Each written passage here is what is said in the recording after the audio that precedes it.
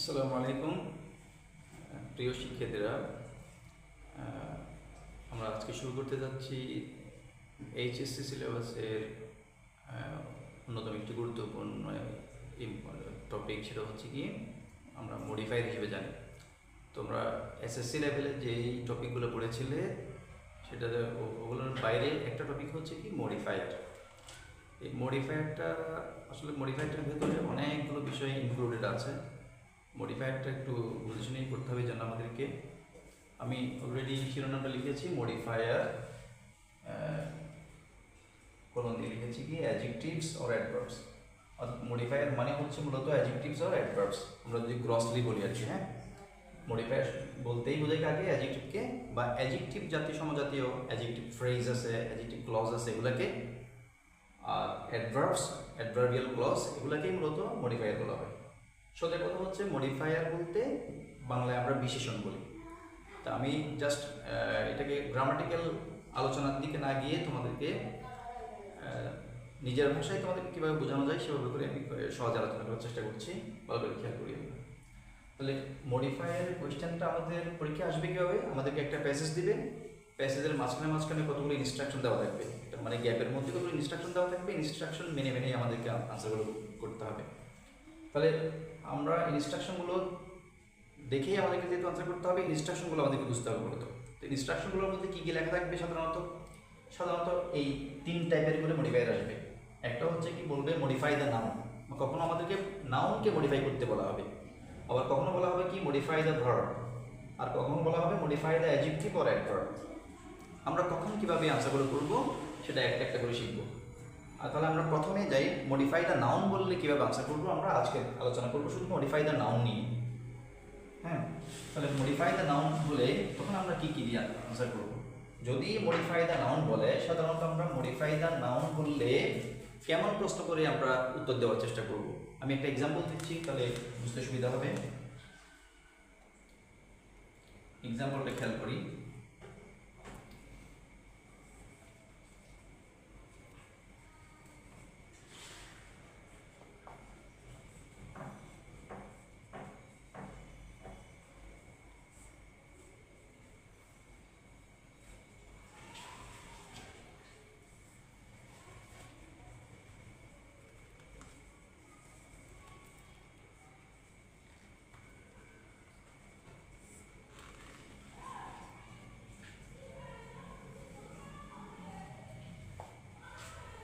সেন্টেন্সটি কি লিখলাম?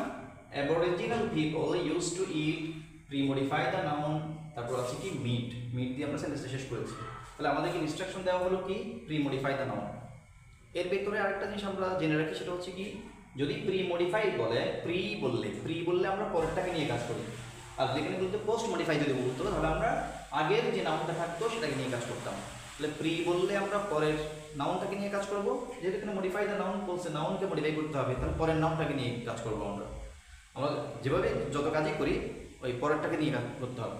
আবার পোস্ট বললে আমরা আগেরটাকে নিয়ে কাজ করবো। তাহলে এখানে প্রি মডিফাই দ্য নাউন বলা হয়েছে আমাদেরকে, সুতরাং আমরা পরেরটাকে নিয়ে কাজ করবো। পরেরটা কি? এখানে মিট মাংস। হ্যাঁ, তাহলে কি কাজ করবো আমরা, কীভাবে আনসার করবো? আনসারটা করার নিয়ম হচ্ছে, যখন মডিফাই দ্য নাউন বলে আমরা ওই নাউনটাকে কেমন দিয়ে প্রশ্ন করবো। যেমন এখানে কি বলবো, আমরা পুরো সেন্টেন্সটা পড়ি যে অ্যাবরিজিনাল পিপল, আদিম যুগের লোকেরা, ইউজ টু ইট, খাইতো। তাহলে গ্যাপ আছে এখানে, গ্যাপের পর আছে মিট, মাংস। তাহলে আমরা জিজ্ঞেস করবো কেমন মাংস খাইতো। অর্থাৎ মডিফাই দ্য নাউন বললে আমরা সাধারণত যে আনসারটা করবো সেটা হচ্ছে কি কেমন প্রশ্ন করে উত্তরটা বের করবো আমরা। তাহলে আদিম যুগের লোকেরা খাইতো মাংস, মাঝখানে আমরা লিখবো শুধু কেমন মাংস খাইতো, সেই আনসারটা করতে হবে আমাদেরকে। তাহলে আদিম যুগের লোকেরা কেমন মাংস খাইতো? ওরা কাঁচা মাংস খাইতো, মানে আমরা নর্মালি যেটা জানি। তাহলে কাঁচা ইংলিশটা কি? কাঁচা ইংরেজিতে কাঁচাকে ইংরেজিতে র বলে।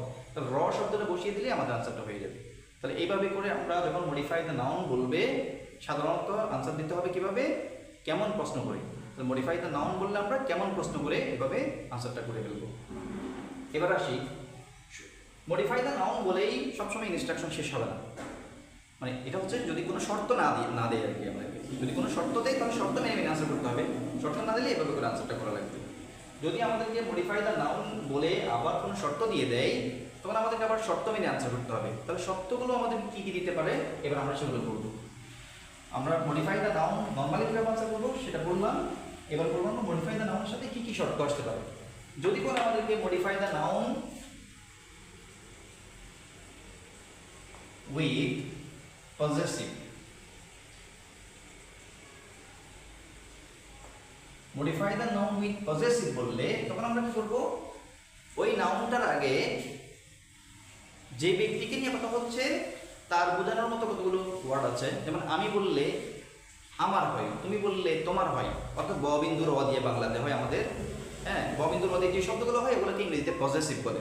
আমি ব বিন্দুর অ দিয়ে বললে কি হবে, আমার হবে, তুমি তোমার হবে, সে তার হবে, তারা বলে তাদের হবে। এভাবে করে যার ব্যাপারে কথা বলবে তার, ছেলে হলে হিজ বসিয়ে দিব, তাহলে আমরা মেয়ে হলে হার বসিয়ে দিব, এটাকে বলে পজেসিভ। তাহলে আমি একটা এক্সাম্পল দিচ্ছি, ওই এক্সাম্পলটা খেয়াল করো।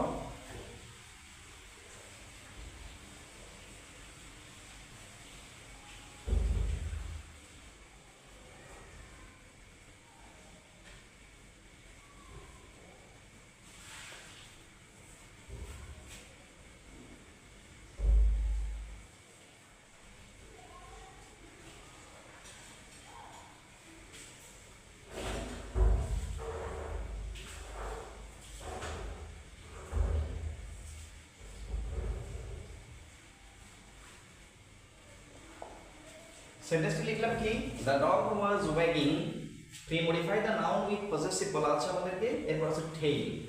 তাহলে আমরা কি দেখলাম এখানে যে সেন্টেন্সটির অর্থ হচ্ছে কি, দ্য ডগ ওয়াজ ওয়াগিং, কুকুরটি নাড়াচ্ছিল, ওয়াগ মানে হচ্ছে নাড়ানো, কুকুরটি নাড়াচ্ছিল।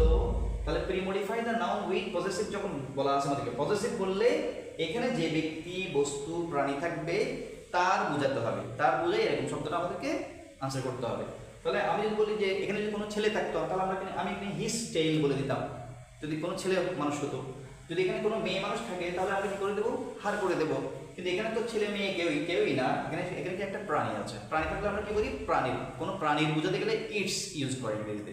এখানে একটা জিনিস খেয়াল করতে হবে, ইটস লেখার সময় এই যে আমি এভাবে লিখছি, খেয়াল করি ITS লিখতে হবে, অ্যাপোস্ট্রফি দেওয়া যাবে না। তাহলে আমাদের এখানে আনসার করতে হবে কি, দ্য ডগ ওয়াজ ওয়াগিং, যেহেতু আমাদেরকে pre modify the noun with possessive বলা হয়েছে, পজেসিভ মানে হচ্ছে যে থাকবে তার বোঝাবে। তাহলে এখানে যেহেতু প্রাণীর বোঝাতে গেলে কি লাগে, ইটস লাগে। এই ইটসটা আমরা লিখবো ITS দিয়ে, অ্যাপোস্ট্রফিটা দিব না আমরা। তাহলে এখানে ইটস দিলে আমাদের আনসারটা হয়ে যাবে। যদি এখানে কোনো ছেলে মানুষ থাকতো তাহলে আমি এখানে হিস করে দিলেই আমাদের আনসারটা হয়ে যেত। কোনো মেয়ে থাকলে হার দিলেই আমার আনসার হয়ে যাবে। এখানে যদি আমি থাকি তাহলে মাই দিলে মাই দিতে হবে, ইউ থাকলে ইয়োর দিতে হবে, দে থাকলে দেয়ার দিতে হবে। এভাবে করে আমাদেরকে আনসারটা করতে হবে যদি আমাদেরকে পজিটিভ আনসার করতে বলা হয়। এরপর আসি আমরা আরেকটি শর্তে, modify the noun with positive বললে কিভাবে আনসার করবো আমরা শিখে গেলাম সেটা। সেক্ষেত্রে আমরা আরেকটা জিনিস খেয়াল করবো, আমি থাকলে আমার, তুমি থাকলে তোমার, সে থাকলে তার হবে, ঠিক আছে। যদি এখানে ওয়ান দিয়ে শুরু হয়, কোনো সেন্টেন্স যদি ওয়ান দিয়ে শুরু হয় সেক্ষেত্রে ওয়ান্স আনসার করতে হবে, মানে পজিটিভ যেখানে বলবে সেখানে ওয়ান লিখে অ্যাপোস্ট্রফি এস দিয়ে আনসার করতে হবে। এটাও আমরা একটু মনে রাখবো। এরপর আসি আমরা আরেকটি শর্তে, যদি বলেন যে modify the noun with quantifier,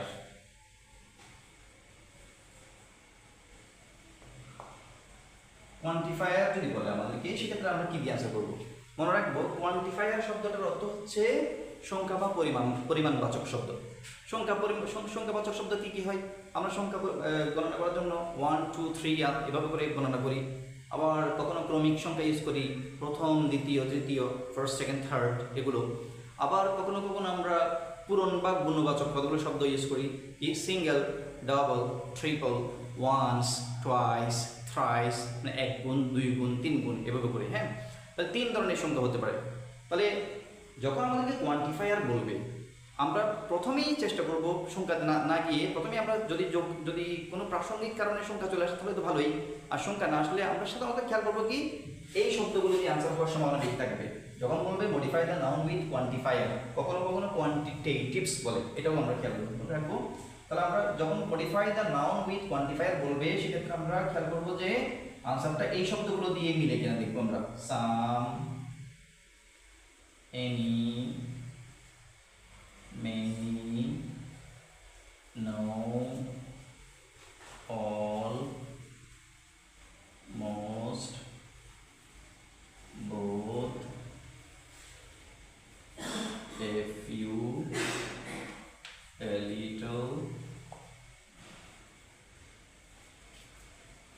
এই শব্দগুলো মাছ শব্দটাও লিখি। এই শব্দগুলোর মধ্যে কোনোটা মিলে কিনা আমরা দেখবো আগে, যদি মিলে তাহলে তো ভালোই। এই শব্দগুলোর মধ্যে যেটা মিলবে ওটা দিয়ে আনসার করে দেবো। কি বললে আমাদেরকে? Modify the noun with quantifier বা কোয়ান্টিটেটিভ বলবে। কেমন? এই শব্দগুলোর মধ্যে যে কোনো একটা দিয়ে আমরা আনসার করে ফেলতে পারবো। যদি এগুলোর মধ্যে কোনোটা না মিলে তখন দেখবো যে আমরা 1 2 3 এভাবে কোনো সংখ্যা মিলে কিনা দেখবো। আবার যদি কোনো 1 2 3 সংখ্যাও মিলতেছে না তখন দেখবো যে ফার্স্ট সেকেন্ড থার্ড এই ধরনের সংখ্যা মিলে কিনা সেটাও দেখবো। হ্যাঁ, আবার যদি সেগুলো না মিলে তখন দেখবো যে once twice thrice single double triple এই শব্দগুলো মিলে কিনা। এইগুলোর মধ্য থেকেই কোনো না কোনো একটা আনসার হয়ে যাবে যদি কোয়ান্টিফায়ার বলে আমাদেরকে। ঠিক আছে? তবে প্রথমেই আমরা চেষ্টা করবো যে এগুলো এই শব্দগুলো আমরা মুখস্থ করে রাখবো, এগুলো দিয়ে মিলে কিনা দেখবো আগে প্রথমে। তাহলে modify the noun with quantifier করলে কি কি দিয়ে আনসার করবো আমরা সেটাও শিখে গেলাম। সেটাকে তো আমরা একটা জিনিস খেয়াল করতে হবে, সেটা হচ্ছে কি এই যে এখানে একটা বিষয় মেনি হচ্ছে অনেক অনেক।